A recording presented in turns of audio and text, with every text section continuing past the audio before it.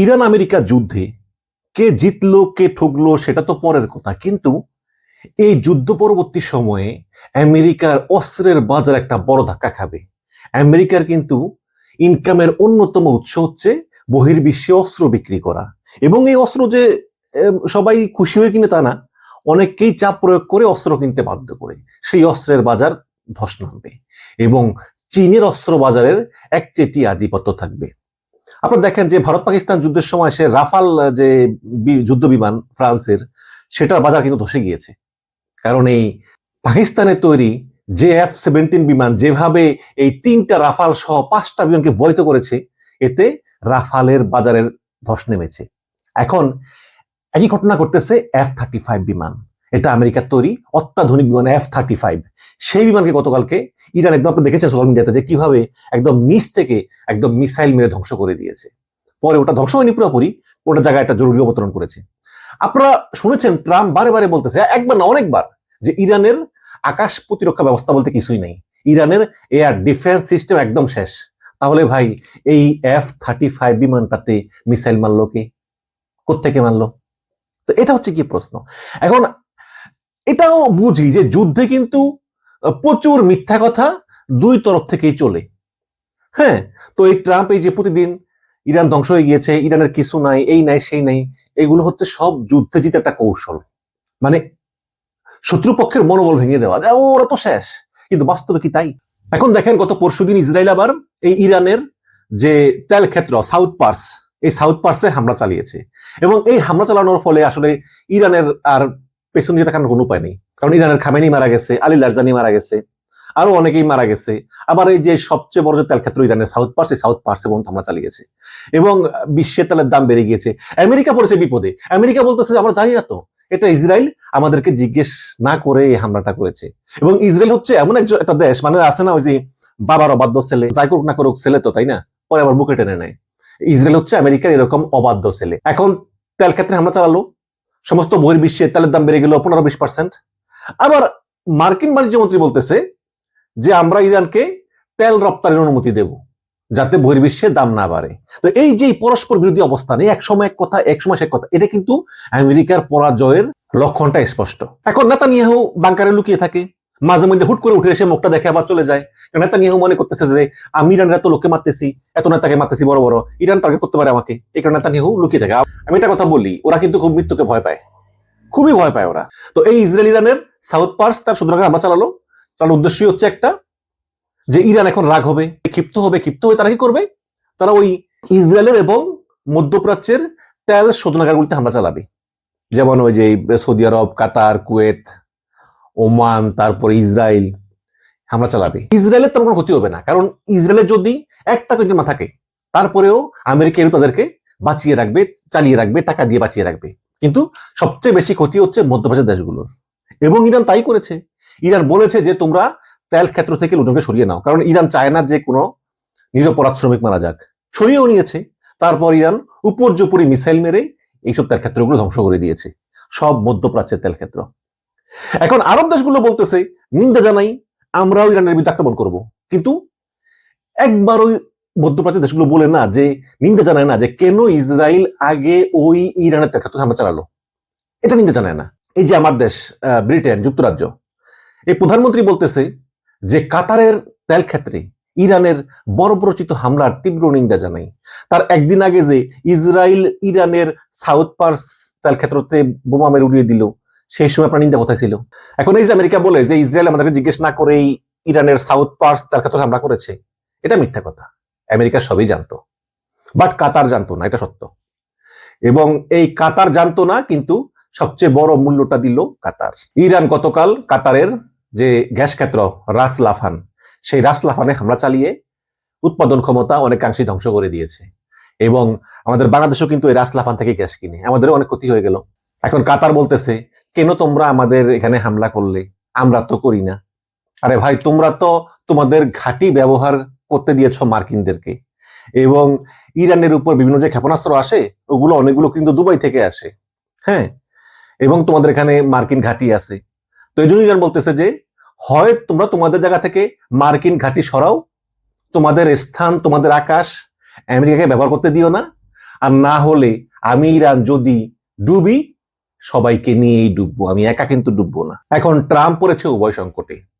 তার যে জিতার নেশা, যে আমি ট্রাম্প অপরাজেয়, এর জন্য আরো আরো আরো আরো মানে যুদ্ধ বেশি বেশি করে শুরু করতেছে। এই কারণে তেল গ্যাসের দাম অনেক বেড়ে গিয়েছে, আমাদের ইংল্যান্ডেও বেড়ে গিয়েছে, গ্যাসের দাম প্রচুর বেড়ে গিয়েছে এবং বিশ্ব অর্থনীতি পুরো ধাক্কা খাচ্ছে এবং এমন যুদ্ধে জড়িয়েছে যেখানে ট্রাম্পের জয়ের বিন্দু মাত্র সম্ভাবনা নাই। এখন ট্রাম্পের বিশ্বাসযোগ্যতা শূন্যের কোঠায়। সে আজকে বলে যুদ্ধ করব, কালকে বলে দেখি কি করা যায়, পরশুদিন বলে যে ইরানকে তেল বিক্রির অনুমতি দিলাম, তারপরের দিন বলে ইরানের কোনো শক্তি নাই, তারপরের দিন বলে আবার কিছু শক্তি রয়ে গিয়েছে। তো শূন্যের কোঠায়, তার কথায় কেউ মূল্য দেয় না। সে বলেছিল যে হরমুজ প্রণালীতে নিরাপত্তার জন্য বিভিন্ন দেশকে আমন্ত্রণ জানিয়েছিল, কোনো দেশে আবেদনে সাড়া দেয়নি, পরে শুনলাম 2-3টা দেশ দিয়েছে, দেখা যাক কি হয়। কিন্তু আসলে এতে কিছুই হবে না, তেলের দাম হু করে বাড়বে, অর্থনীতি ক্ষতিগ্রস্ত হবে এবং ট্রাম্প এই পুরো বিশ্বকে শেষ করে দেওয়ার জন্যই শুধু শুধু কারণ ছাড়াই যুদ্ধে জড়িয়েছেন। এবং ট্রাম্পের গোয়েন্দা প্রধান কিন্তু পদত্যাগ করেছেন এবং গোয়েন্দা প্রধান বলেছেন ট্রাম্পের যে শুধু শুধু কোনো প্রয়োজনই ছিল না, ইরান আমাদের জন্য কোনো হুমকি ছিল না, শুধু শুধু ট্রাম্প ওই ইসরায়েলের কথায় এই যুদ্ধটা শুরু করেছে। আরব দেশ আবার তাদের পররাষ্ট্রমন্ত্রীরা মিটিং করছে একসঙ্গে, তারা আবার হুমকি দিছে যে আমাদেরও ধৈর্যের সীমা আছে, আমাদের ধৈর্যের সীমার বাদ যদি ভাঙিয়া যায় তাহলে আমরাও কিন্তু ইরানের অ্যাটাক করব। কিন্তু আমি জানি তারা কোনোদিনও করবে না, কারণ ওদের ওই সাহসী নাই এবং আরব দেশের সেনাবাহিনী করে শক্তিশালী তাও না। কিন্তু সৌদি আরবেরটা মোটামুটি আছে, বাট অন্য দেশের কোনো সামরিক শক্তি বলতে তেমন কিছু নাই। তারা আক্রমণ করবে ইরানকে, এগুলোই হুমকি দেয় আর কি, অসারের তর্জন গর্জন ইশার। তারাও জানে যদি তারা ইরানকে আক্রমণ করে তাহলে ইরান এমন আক্রমণ পাল্টা করবে তাদের অর্থনীতি ধ্বংস হবে এবং তাদের যে রাজবংশ, ওই রাজবংশ রাজতন্ত্র শেষ হয়ে যাবে। এখন দেখেন এই যে ঈদ গেল, দুবাইতে কিন্তু ঈদের মৌসুম, কত পর্যটক আসতো, কত ইনকাম হতো। কয়দিন পরে সৌদি আরবে হজ, এই এক হজেই কয়েকশো বিলিয়ন ডলার ইনকাম করে। এখন কি হবে বলেন তো? এজন্য আমি বলি যে এই যুদ্ধে সবচেয়ে বেশি ক্ষতিগ্রস্ত হয়েছে অর্থনৈতিকভাবে আরব দেশগুলো। ওরা বুঝতে পারতেছে না, ওরা তারপরেও আমেরিকা আমেরিকা করতেছে। কিন্তু ওদের একটা জিনিস উপলব্ধি করা উচিত যে এই আমেরিকা ওদেরকে নিরাপত্তা দিয়ে সম্পূর্ণ ব্যর্থ হয়েছে। ওরা যে আশা করে আমেরিকাকে ডেকে এনেছে, আমেরিকা ঘাঁটি করতে দিয়েছে, আমেরিকাকে টাকা পয়সা দেয়, আমেরিকা ওদের পক্ষে কোনো কাজই করেনি। বরং এই দেশগুলোর সঙ্গে আলোচনা না করে শুধু ইসরায়েলের কথা মেনে ইরানে হামলা চালিয়ে ট্রাম্প বুঝিয়ে দিয়েছে যে আমেরিকা ওদের নিরাপত্তা দিতে ব্যর্থ হয়েছে। এখন ওরা ওদের নিজেদের নিরাপত্তার ব্যবস্থা নিজেদেরই করা উচিত, এটা যত তাড়াতাড়ি বুঝে ততই মঙ্গল। কাজেই এখনো সময় আছে। ট্রাম্প যদি এখনো নিজেকে নিজে জয় ঘোষণা করে বা যুদ্ধবিরতি করে যেভাবেই হোক যদি সরে আসে তাহলেই ভালো, আর তা না হলে কিন্তু এই যুদ্ধ অনন্তকাল ধরে চলবে, সমস্ত বিশ্ব ক্ষতিগ্রস্ত হবে এবং শেষ পর্যন্ত ভিয়েতনামের মতো হয়ে আমেরিকাকে চরম লজ্জা বরণ করে সেখান থেকে চলে আসতে হবে। আমেরিকা ডিফেন্স সেক্রেটারি হ্যাসগেট হ্যাসগেট না হ্যাকসেট, যাই হোক, সে বলতেছে যে আজকে রাতে ভয়াবহ হামলা করা হবে ইরানে। এগুলো তো তিনি সবসময় বলেন, প্রতি রাতের আগেই বলেন যে আজকে ভয়াবহ হামলা করা হবে এবং হামলা করা হয়ও। কিন্তু তারপরেও ইরান টিকে আছে, ইরান কিন্তু টিকে আছে, তাদের প্রচুর ক্ষয়ক্ষতি হচ্ছে, তারা টিকে আছে, একদম মাটি কামড়ে তারা টিকে আছে এবং তারা জানে কিভাবে টিকে থাকতে হয়। তো সাংবাদিকরা জিজ্ঞাসা করছে যে জয়ী হবে কে? সে বলে আমরা জয়ী হবো 100%। ওদিকে কাতারে যে হামলা চালাইছে, কাতারের যে রাস লাফানে, কাতার বলতেছে যে আমাদের সক্ষমতা 18% কমে গেছে এবং এই সক্ষমতা ফিরে পেতে আমাদের প্রায় 8-10 বছর লেগে যেতে পারে। ওদিকে ইরান কিন্তু সারাদিন চুপচাপ ছিল, কোনো হামলা চালায় নাই। কিন্তু যখনই এই আমেরিকার ডিফেন্স মিনিস্টার বললেন যে আজকে রাতে ভয়াবহ হামলা হবে, তারপরে কিন্তু ইরান ওই ইসরায়েলের হাইফাতে একটা তেল শোধনাগার আছে ওদের। ইসরায়েল কিন্তু একটা ছোট দেশ, লোক সংখ্যাও 80-90 লক্ষ। তো ওদের হাইফাতে একটা তেল শোধনাগার আছে, সেখানে একদম মিসাইল মেরে সেই তেল শোধনাগার ধ্বংস করে দিয়েছে। যদিও এইসব খবর আপনারা দেখবেন না ইসরায়েলি স্টেট মিডিয়াতে, কারণ এগুলো হাইড করে রাখে, ধ্বংস করে দিয়েছে একদম। মার্কিন যে যুদ্ধ দেখাশোনা করে যে পেন্টাগন, সেই পেন্টাগন আজকে মার্কিন কংগ্রেসের কাছে $200 বিলিয়ন চেয়েছে। এই $200 বিলিয়ন দিয়ে বাংলাদেশ কয়েক বছর চলতে পারে। তাহলে যদি আমেরিকা যুদ্ধ বন্ধ করতেই চায় তাহলে $200 বিলিয়ন লাগে কেন? তার মানে হচ্ছে আমেরিকা এই যুদ্ধকে অনন্তকাল চালিয়ে নিতে চায়, যদি না আমেরিকার প্রেসিডেন্ট চেঞ্জ হয়। ইসরায়েলের প্রধানমন্ত্রী বেনিয়ামিন নেতানিয়াহু তিনি বলেছেন কি? তিনি বলেছেন যে এই যুদ্ধের জন্য তিনি 40 বছর অপেক্ষা করতেছেন। প্রত্যেকটি মার্কিন প্রেসিডেন্টকে তিনি বুঝিয়েছেন যে ইরানকে আক্রমণ করতে, কিন্তু কেউই তেমন ভাবে রাজি হয়নি। একমাত্র ডোনাল্ড ট্রাম্পই রাজি হয়েছেন। এজন্য তিনি ট্রাম্পকে ধন্যবাদ জানিয়েছেন এবং ট্রাম্পও এই যুদ্ধকে এত বৃহৎ পর্যায়ে নিয়ে যেতে চায় যে আরব দেশগুলো ক্ষতি হোক, বিশ্ব ক্ষতি হোক, কিন্তু ইরানকে আমি শেষ করে ফেলবো, আরো $200 বিলিয়ন বাজেট চায়। তার মানে হচ্ছে এই যুদ্ধ কিন্তু ভিয়েতনামের মতোই হতে যাচ্ছে এবং স্থলবাহিনী হয়তোবা সেখানে পাঠানো হতে পারে, কিন্তু তার জন্য ইরান তৈরি। আরে আফগানিস্তানও তো স্থলবাহিনী পাঠিয়েছিল 20 বছর পরে, যেই তালেবানদের বিরুদ্ধে যুদ্ধ করলেন 20 বছর, তাদের কাছেই ক্ষমতা দিয়ে রাতের অন্ধকারে পালিয়ে এসেছিল, তখন প্রেসিডেন্ট ছিল জো বাইডেন। তো সেই ঘটনা আবার ঘটতেছে এবং আরব দেশগুলো জানে যে যদি তাদের দেশে এরকম যুদ্ধ চলতেই থাকে এবং অর্থনীতি ধ্বংস হয়, তাহলে তাদের দেশে তাদের রাজতন্ত্রের অবসান হয়ে যাবে, জনগণ রাস্তায় নেমে আসবে এবং রাজতন্ত্রের শেষ হয়ে যাবে। এই জন্য আরব দেশগুলো বলতেছে যে যুদ্ধ এখনই থামাও, আমরা আর তোমাদের সঙ্গে নাই। এবং মধ্যপ্রাচ্যে ইচ্ছা করলেই ইরান যে কোনো ঘ্যাস ক্ষেত্র উড়ে দিতে পারে, সেটা কিন্তু ইরান গতকাল দেখিয়ে দিল যে ইরান টার্গেট যদি করে সে জায়গায় টার্গেট অ্যাটাক করতেই পারে।